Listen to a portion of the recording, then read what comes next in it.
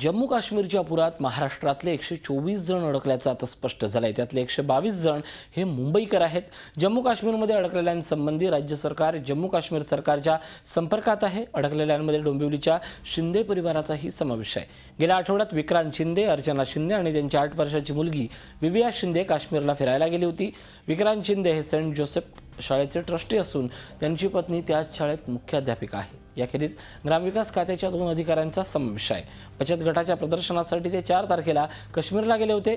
श्रीनगरमध्ये हे प्रदर्शन होतं। यात पराग भोसले हे भिवंडी पंचायत समितीचे विस्तार अधिकारी देखील आहेत। त्यांच्याशी अद्याप कुठलाही संपर्क होऊ शकलेला नाही। दरम्यान बोरिवलीच्या अग्रवाल आणि मंगल कुटुंबातले 8 जण श्रीनगरमध्ये अडकले आहेत। तसंच केसवानी कुटुंबातले 9 जण श्रीनगरमध्ये अडकले आहेत। मात्र हे सर्वजण सुरक्षित असल्याचा दावा राज्य सरकारने केला आहे। अर्चना शिंदे आणि नाथ विविया शिंदे या 5 तारखेला इथून सकाळच्या 8:15च्या फ्लाईटने काश्मीरला गेल्या, श्रीनगरला। त्यांचा मला रविवारी फोन आला की असं पाऊस भरपूर पडतोय, इकडे पूर आलेला आहे आणि मी श्रीनगरला याच्या हॉटेल मुमताजमध्ये आहे, पण आमच्या हॉटेलमध्ये सुद्धा पहिल्या माळ्यापर्यंत पाणी आलेलं आहे आणि आता काही इथे नेट मला येत नाही असं वाटतंय।